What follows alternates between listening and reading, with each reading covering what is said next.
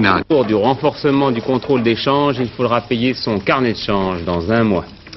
0,7% de hausse des prix en février. Le ministère de l'économie va relancer une chasse sévère à un certain nombre de commerçants coupables, selon lui, de ne pas participer à l'effort général de lutte contre la hausse des prix. Le préfet de police de Lyon s'en prend aux délinquants de la cité des Minguettes à Vénissieux. Notre reportage sur cette ZUP 1 an et demi après l'été violent.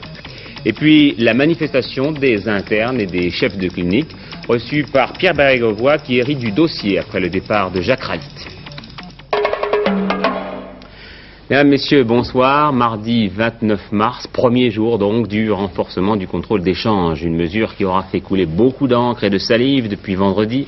Les professionnels du tourisme continuent de la combattre. Pour le syndicat national des agents de voyage qui organise demain à Paris une manifestation, eh bien au moins la moitié de la profession sera bientôt au chômage si aucun arrangement n'est trouvé. La moitié, c'est-à-dire 9000 personnes.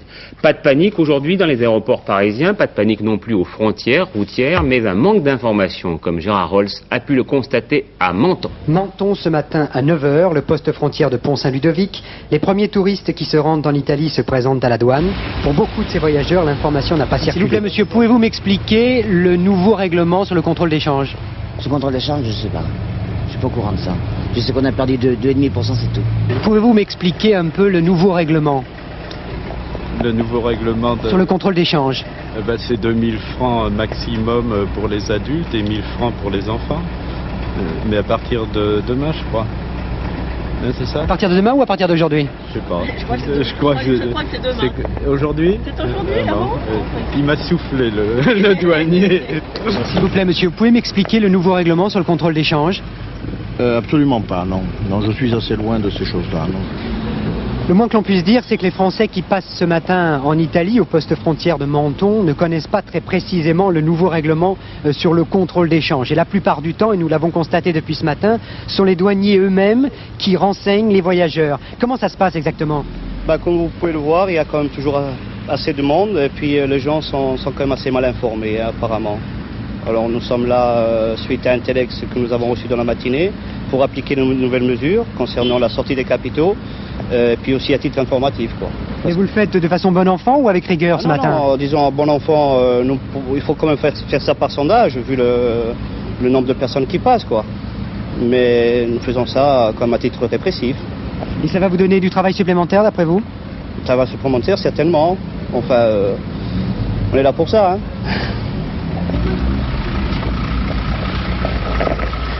On a appris ce matin en lisant le journal officiel que le carnet de change à partir du 2 mai sera donc obligatoire mais ne sera pas gratuit. Le prix de ce document n'a pas encore été fixé.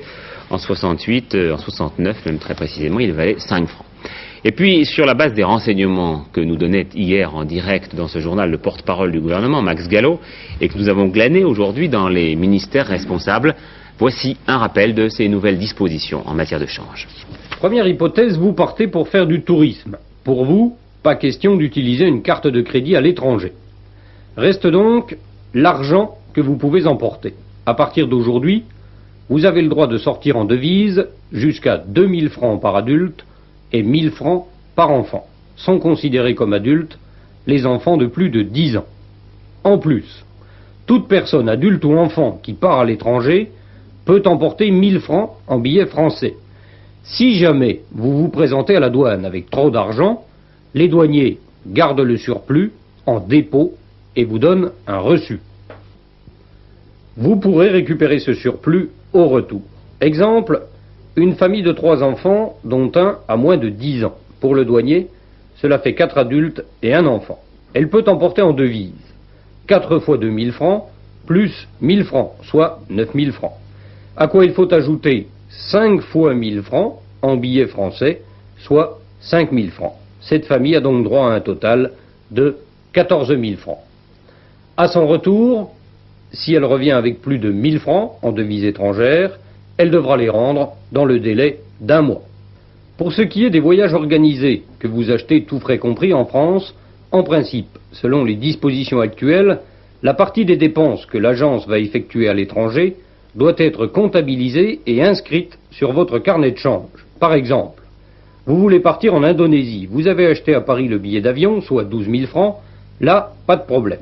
Le séjour, lui, coûte 8 000 francs. Sur ces 8 000 francs, 6 000 vont être dépensés à l'étranger. En principe, ce voyage vous est désormais interdit.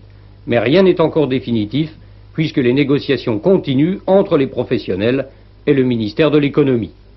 Voilà pour les touristes. Deuxième hypothèse, vous êtes en voyage d'affaires. Vous avez le droit d'utiliser une carte de crédit, mais uniquement celle de votre entreprise. Pour ce qui est de l'argent que vous pouvez emporter, vous avez droit à 1 000 francs par jour en devises, somme qui peut être dépassée avec une autorisation spéciale de la Banque de France. Pour chaque voyage, vous devrez produire des justificatifs concernant la durée et le motif du voyage. Pour tout le monde, les sorties de devises devront être enregistrées sur le carnet de change, lequel sera disponible dans les banques et exigé à partir du 2 mai. Ce carnet sera payant, son prix sera fixé dans les jours qui viennent. Enfin, sachez que si vous essayez de frauder d'une manière ou d'une autre, vous risquez, selon l'article 459 du Code des douanes, 1 à 5 ans d'emprisonnement, une amende du montant de la fraude au minimum et, comme disent les douaniers, la confiscation du corps du délit. Voilà, nous avons essayé d'être le plus clair possible, mais pour tous ceux d'entre vous qui avaient besoin de renseignements sur les modalités du contrôle d'échange, un numéro de téléphone à votre disposition au ministère de l'économie, le 260 36 75. Les responsables politiques ont dû être frappés par l'effet, disons, psychologique très fort déclenché par l'annonce de cette mesure, qui n'est après tout que l'une des 10 du nouveau plan d'austérité décidé vendredi. Et la psychologie de masse, Albert Duroy, c'est déjà de la politique. Oui, depuis hier soir, le gouvernement tente de dédramatiser cette affaire de la restriction des vacances à l'étranger, avec 3 arguments. Le premier, il est indécent de parler de goulag, de privation de liberté, d'emprisonnement. Ceux qui utilisent ces mots ne savent pas de quoi ils parlent. Le deuxième argument, 43% des Français ne prennent pas de vacances. Sur ceux qui en prennent, une petite minorité, 16% vont à l'étranger, et beaucoup de ceux-là ne dépensent pas la somme à laquelle ils ont droit. Troisième argument, c'est l'une des 10 mesures d'un plan d'ensemble dont les autres points sont souvent plus importants et parfois plus douloureux pour les portefeuilles. Conclusion, le tapage fait autour de cette affaire est excessif. Il est dû au fait que les leaders d'opinion, et notamment ceux qui font la presse, sont des privilégiés qui voyagent beaucoup. Alors cet argument n'est pas fausse, il faut le dire, mais il faut dire aussi qu'elle n'est pas entièrement convaincante. Pour être moins vitale que la liberté de penser, de parler, de voter, la liberté de voyager est devenue depuis quelques années un symbole d'ouverture, d'aventure, de découverte. Et quels sont ceux qui en ont fait un élément important de leur mode de vie? Pas seulement les agents de voyage qui en tirent profit, pas seulement les riches qui peuvent se payer un séjour lointain, mais aussi les jeunes, les cadres, les techniciens, qui recherchent hors des frontières la confrontation avec des sociétés différentes. Bref, des secteurs modernes de la population. Très exactement ceux qui ont donné la victoire à la gauche en 1981, par désir de changement, d'ouverture, de découverte. Voilà pourquoi, même excessif si l'on s'en tient aux chiffres, aux statistiques, l'écho de la restriction des voyages est un phénomène qui ne peut pas être négligé par la gauche, et surtout par une gauche qui se veut moderne. Oui, ce matin à la bourse, les valeurs françaises étaient en recul d'assez peu, le dollar poursuivant sa course, près de 7,30 francs. Pour Lionel Jospin, qui le disait ce matin sur Radio Monte-Carlo, eh bien la gauche a 3 ans pour réussir l'assainissement économique. La CGT semble, elle, plus critique qu'il y a quelques jours sur le plan gouvernemental. Il doit être revu et corrigé, estime le bureau confédéral, qui exprime son désaccord avec une partie importante des mesures contenues dans le plan de rigueur. Et demain, c'est André Bergeron qui dira ce qu'il en pense pour Force ouvrière au Premier ministre. Et puis en marge de ces projets, il y a un début de désaccord entre 2 ministres, Jacques Delors et Anicet Le Pors. Le ministre de l'économie estimait que l'on dépasserait peut-être légèrement la barre des 8% prévue pour l'inflation en 83, une certaine dérive donc, mais qu'il n'était pas question pour autant de rattraper cette dérive en procédant à un ajustement salarial. Anicet Le Pors, le secrétaire d'État à la fonction publique, ne semble pas l'entendre de cette oreille. Si tel est le cas, dit-il, il doit y avoir ajustement des salaires. Je m'inscris, moi, dans la perspective du succès de la politique gouvernementale. Et la clause de sauvegarde, qui concerne au-delà des fonctionnaires, tous les agents du secteur public et des millions de personnes dans le secteur privé, soit des millions de salariés, eh bien je pense que dans les conditions du succès, elle ne jouera pas. Raison de plus pour tenir l'engagement. Donc pour vous, il n'y aura pas de dérive? Écoutez, j'inscris toute mon action dans cet effort de réussite de la politique gouvernementale qui suppose, les Français le savent bien, des mesures nécessaires d'équilibre à court terme, mais qui doivent s'inscrire également dans une démarche plus profonde de réforme de structure, le tout traversé par un souci permanent de justice sociale. Revenir sur des accords que j'ai signés est inimaginable. Bien entendu, vous maintenez cette réflexion. Bien entendu, les relations que j'établis avec les organisations syndicales doivent être des relations de confiance. D'ailleurs, je vais le recevoir dans les tout prochains jours pour discuter de l'ensemble des problèmes de la fonction publique. Sans concertation, sans confiance, sans respect de la parole donnée, il n'est pas possible de conduire le changement dans ce pays. Pas de conflit avec M. Delors. Je suis d'accord avec le Premier ministre. Voilà, et tout à l'heure, dans un communiqué commun, les deux hommes, donc messieurs Leporse et Delors, ont dit qu'ils étaient d'accord, finalement. Il faut dire que Jacques Delors entend bien faire la chasse par tous les moyens à l'inflation, en confirmant l'indice des prix pour le mois de février, c'est-à-dire 0,7% en plus. Il a annoncé son intention de s'en prendre aux fauteurs d'inflation, c'est-à-dire essentiellement, Philippe Sassier, à certaines catégories de commerçants. Oui, il y a certaines catégories de commerçants, pas des professions tout entières. C'est en procédant à certains contrôles que les services des prix ont constaté des dérapages parfois assez importants par rapport aux engagements de modération sur les prix qui avaient été pris pour 1983. Attention, ce ne sont donc pas des professions entières qui sont concernées, mais certains commerçants, des teinturiers, des coiffeurs, des poissonniers, des bouchers, des hôteliers parisiens et surtout des débits de boissons ont pratiqué des hausses trop fortes. De façon générale, la hausse des prix dans les débits de boissons a été le double de celui de la moyenne des prix pour le mois de février. Il va donc y avoir des mesures immédiates et sévères qui vont être prises. Il y aura des poursuites judiciaires, des amendes et dans certains cas, on va obliger les commerçants à revenir à leurs tarifs de 1982 où ils seront bloqués pendant un certain temps. Jacques Delors est donc bien décidé à faire respecter les contrats de modération pour 1983. Il sait qu'il ne peut pas se permettre une poussée de fièvre sur les prix en France alors que cette fièvre diminue en Europe et cela ne servirait à rien de vouloir boucher les trous du commerce extérieur si l'on laissait filer et les prix et les salaires.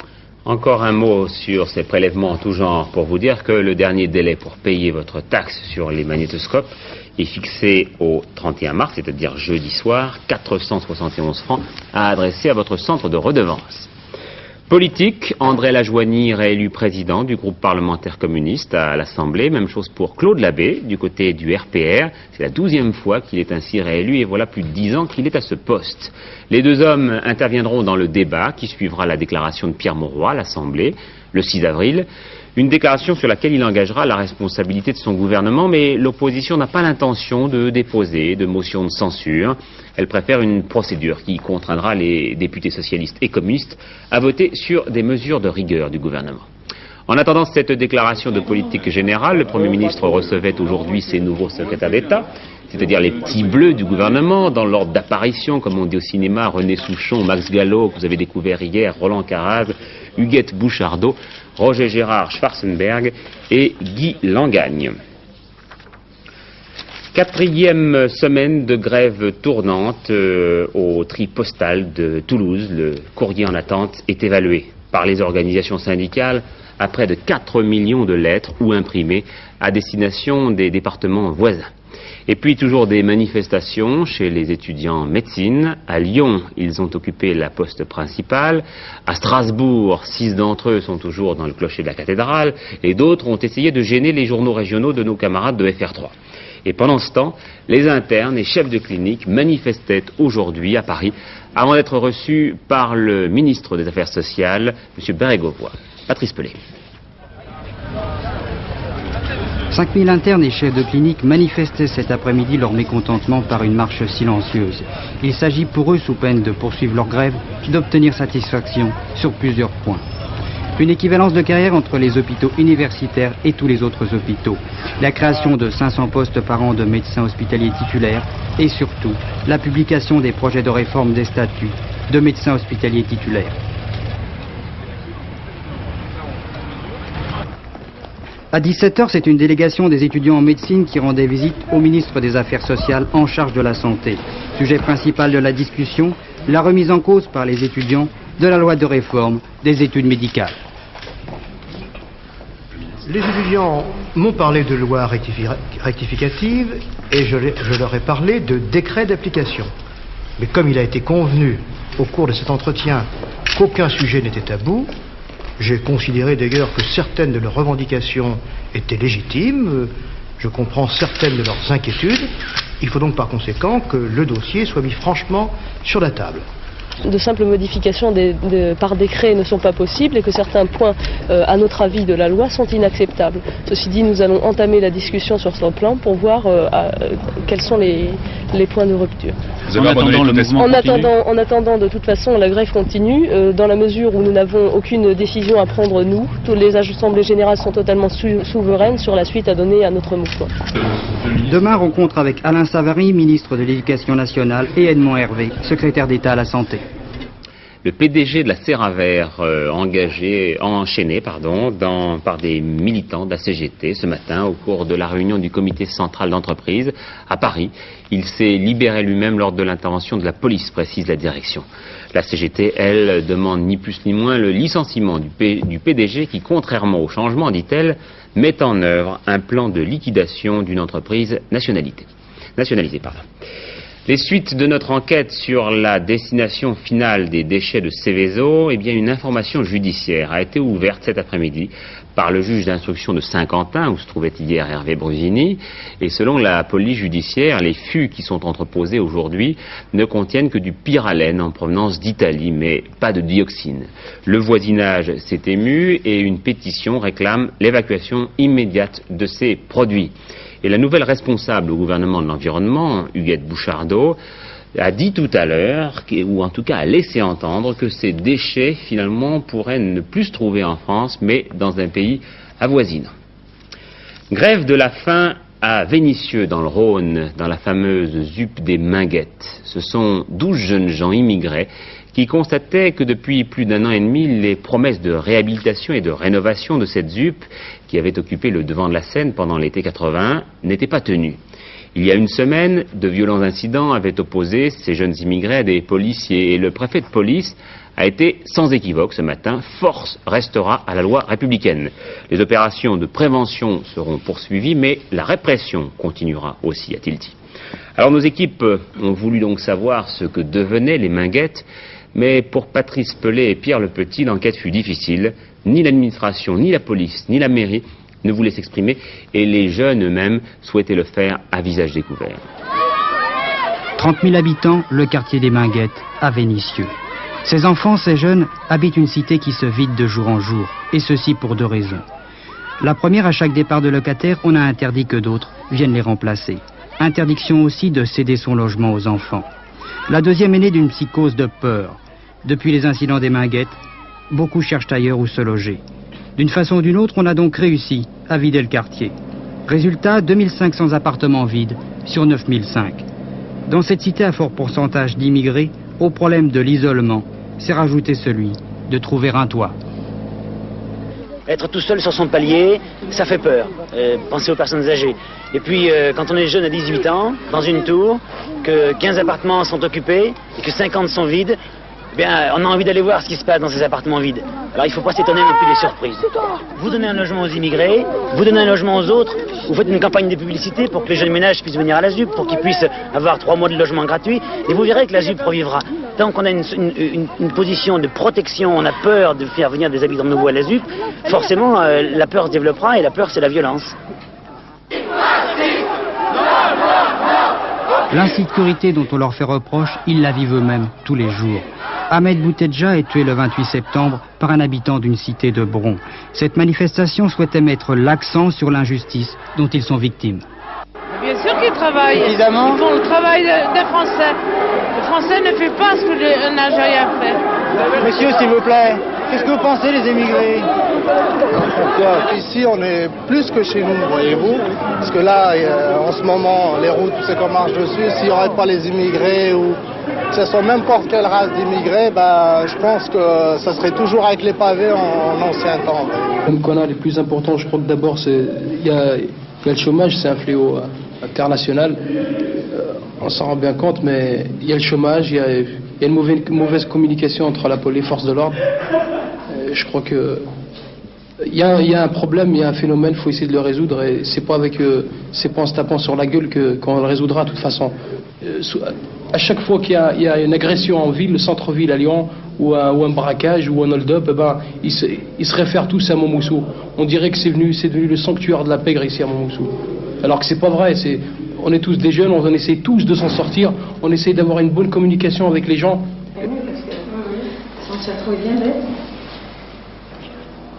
Et après, c'est Christine. L'avenir des Minguettes, c'est peut-être cette expérience de prise en charge des problèmes par les habitants. Directement, sans intermédiaire, sur les lieux où elles vivent, ces jeunes femmes aideront à régler les conflits. Ils ont prévu des prix, j'ai vu annoncer des prix distribués. On est là pour essayer d'amener un peu les gens au calme, un peu de soutenir les gens et d'être présents sur les lieux. Je pense que la présence est très importante. Le fait qu'on est là, qu'on est sur le quartier, qu'on est présent en cas de conflit, c'est important d'être là, de signaler. Pour ne pas que Vénissieux conserve l'image de marque d'une cité sinistrée à la mauvaise réputation, tout le monde semble aujourd'hui s'appliquer à rechercher le dialogue. Enfin, dernier titre de l'actualité en France, la grève du cœur révélée hier à Saint-Laurent-du-Var, dans les Alpes-Maritimes. Une grève du cœur qui datait du 12 mars. André Tarabella va d'ailleurs pouvoir sortir dès samedi. Gérard Rinet. André Tarabella, le voici. Il est marseillais, il a 51 ans, il est ingénieur à l'EDF. Victime d'une insuffisance cardiaque à la suite d'un grave infarctus, André Tarabella est condamné. Hospitalisé à Marseille, il donne son accord pour l'opération. Restait à trouver un donneur. C'est chose faite le 12 mars au CHU de Nice. L'organe greffé sera celui d'un adulte victime d'un accident de la route.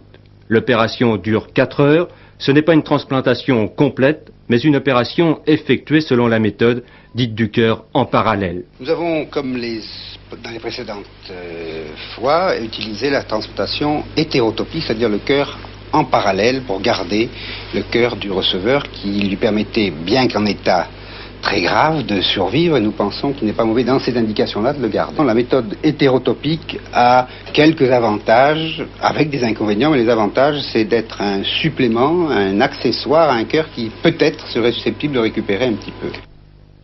Quant à André Tarabella, il se dit en pleine forme. C'est la 6e opération du même genre effectuée avec succès en France au cours des dernières années.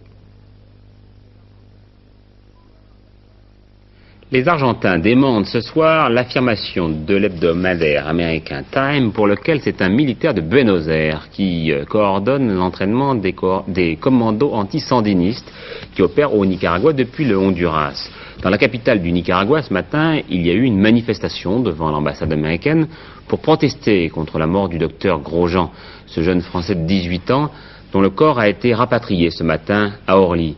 Pour le Premier ministre, le docteur Grosjean est tombé victime des bandes mercenaires armées et entraînées à l'étranger.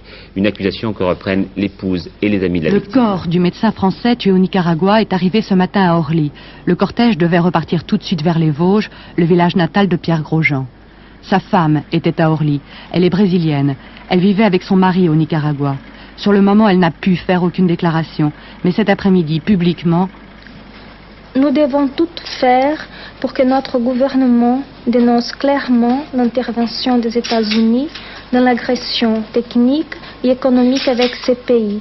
Ce serait notre meilleure manière de rendre hommage à Pierre et à toutes les victimes de ces bouchers, de cette Gestapo somociste. Nous passerons. sa conclusion, ils ne passeront pas. Vous en aviez parlé avant, ensemble, du risque qu'il pourrait aller dans cette zone? Oui, on discutait de ça. Vous n'avez pas eu peur? Vous avez l'intention de poursuivre? C'est normal d'avoir un petit peu peur, on rigolait, mais il fallait quand même. À Orly, ce matin, à côté d'elle, en chemise bleue, un autre Français revenait du Nicaragua où il formait des cadres. Et pour lui, ce sont les cadres qui sont visés. Est-ce qu'il y a eu des cas, avant le docteur Grosjean, de cadres ou de techniciens Oui, dans une petite vallée que j'ai visitée, le responsable de la réforme agraire a échappé à un attentat dans la montagne nicaraguayen. Et est-ce qu'il y a eu d'autres cas? Oui, trois techniciens des routes, je crois nicaraguayens, ont été retrouvés avec les yeux arrachés et torturés. C'est une volonté délibérée de l'appareil de la contre-révolution. C'est une volonté délibérée des États-Unis qui sont en guerre contre ce pays, une guerre toute simple, par personne interposée mais sans plus. Est-ce que vous pouvez dire que le docteur Grosjean, lui, a été visé? Est-ce qu'on a attaqué ce village? Non, ni lui, ni l'équipe médicale. Il y a eu une attaque contre le village. Ils savaient pertinemment que la mission médicale était là. Ça ne les a pas empêchés de tirer. C'est pour ça que c'est une escalade. La mort de Dr Grosjean représente une escalade par rapport à tout ce qui se passait avant. C'est-à-dire qu'avant, il suffisait que des techniciens, surtout étrangers, soient là, ils n'y touchaient pas parce qu'ils savent pertinemment que l'opinion internationale se mobilisera. Tandis que là, maintenant, ils n'ont plus aucun... Ils font aussi peur aux techniciens étrangers parce qu'ils représentent un appui technique assez important pour le Nicaragua. Oui, le docteur Grosjean qui n'avait que 28 ans. En Argentine, on parle ce soir d'une nouvelle épreuve de force dans les jours à venir après le succès de la grève générale lancée hier par la CGT, malgré les recommandations du gouvernement qui avait laissé entendre, ou en tout cas planer la menace d'un coup d'État militaire organisé par les éléments les plus durs du régime. Patrick Clément. Le succès pour cette grève qui, à l'évidence, constitue une démonstration de la puissance de mobilisation intacte des syndicats et la possibilité pour eux de jouer à nouveau un rôle sur la scène politique argentine. Hier, Buenos Aires était vide de métro, de bus, de taxis, vide de ses ouvriers de la métallurgie, de ses mécaniciens de la construction, aussi de ses écoliers, de ses étudiants, de son administration. Fermés les banques, les commerces, les salles de spectacle. Une grève suivie à 95% selon les syndicats, à 85% selon les propres estimations du ministère de l'Intérieur. Mais si le succès de cette démonstration populaire avait besoin de vérifier, les quais de la gare centrale de Buenos Aires sont là pour le prouver. Il faut dire que ce mouvement populaire, le premier de cette ampleur depuis le coup d'État de 1976, traduit visiblement un rejet, celui du régime militaire en place en Argentine. Et la solitude de ce policier en faction dans le hall central de la gare de Buenos Aires préfigure une nouvelle épreuve de force des syndicats avec le pouvoir dans les jours prochains si le gouvernement ne modifie pas sa politique économique.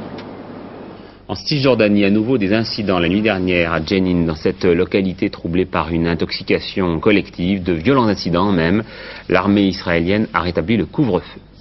À Londres, une nouvelle enquête décidée sur la mort du banquier Roberto Calvi. Les partisans du suicide et ceux de l'assassinat s'affrontent toujours vigoureusement. Enfin, à Bonn, Helmut Kohl a été réélu sans surprise chancelier par les députés du Bundestag cet après-midi. Mais les observateurs n'avaient Dieu que pour les nouveaux du Parlement ouest-allemand, les Verts, qui, il faut dire, détonnaient un peu par rapport au costume 3 pièces des députés chrétiens, démocrates, libéraux ou socialistes. Michel Meyer nous en parlera dans le dernier journal. Les sports, pour terminer ce journal, avec le tournoi de Monte-Carlo en tennis, victoire de Yannick Noah sur son compatriote Moreton, au terme d'un match que le Français, non ça c'est la météo, a qualifié de complètement nul. Vous voyez. Victoire surtout de l'Israélien Glickstein sur l'un des meilleurs joueurs du monde, Lendl. Lendl a une mauvaise tête de série numéro 1 de ce tournoi, alors que Shlomo Glickstein, tout 42e joueur mondial qu'il est, arbore, léger empattement à l'appui, un visage de futur vainqueur.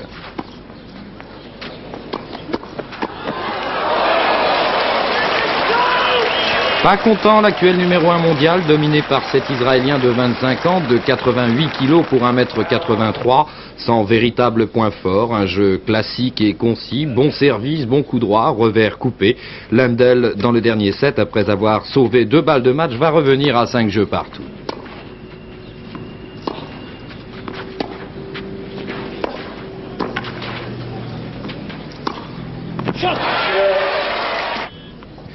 Mais Ivan Lendl a accumulé trop de fautes et même de doubles fautes. Glickstein, jusqu'au bout, va jouer très sérieusement pour finalement l'emporter. 6-2, 3-6, 7-5.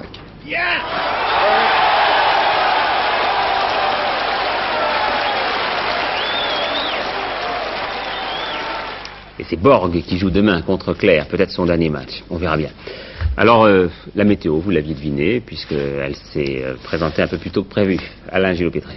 Tiens, il pleut. Ça fait 24 heures qu'il n'a pas plu en France. Alors, saluons le retour de la pluie sur la photo satellite que vous revoyez maintenant. Voilà, cette pluie, elle est ici, sur la Grande-Bretagne. Elle arrive sur le nord-ouest. Elle va traverser toute la France. Vous noterez la beauté de ces autres dépressions sur la Corse. La carte pour demain. Donc, la pluie vers midi. Elle aura traversé cette nuit le nord-ouest du pays, se situera de l'Aquitaine au centre et à l'Alsace, donnant de la neige en montagne. Elle gagnera ensuite la Méditerranée, où auparavant, notamment le matin, il fera beau, avec prédisposition de quelques brumes. Sur le nord-ouest, il fera beau aussi, mais en fin de journée, de nouveau des averses arriveront sur la Manche avec un renforcement des vents d'ouest. Les températures, petite bonne nouvelle, ça monte un peu, pas beaucoup, mais un peu. Minimum prévu par la météo nationale, 8 degrés, autant qu'ils m'en souviennent, c'est ça, à Clermont-Ferrand, maximum 15 degrés au sud. Ça monte un peu, 2-3 degrés, ne nous plaignons pas. Demain, mercredi 30 mars, 3 minutes de soleil en plus, c'est formidable. Levé 7h35, couché 20h16 et nous fêterons tous les Amédées de France. Voilà, et 3 quarts d'heure avant ce mercredi, le dernier journal que vous présentera à 23h15 ce soir, Claude Sérillon. À 12h45 demain, antenne de midi, et à 20h, j'aurai le plaisir de vous retrouver. Bonne soirée à tous.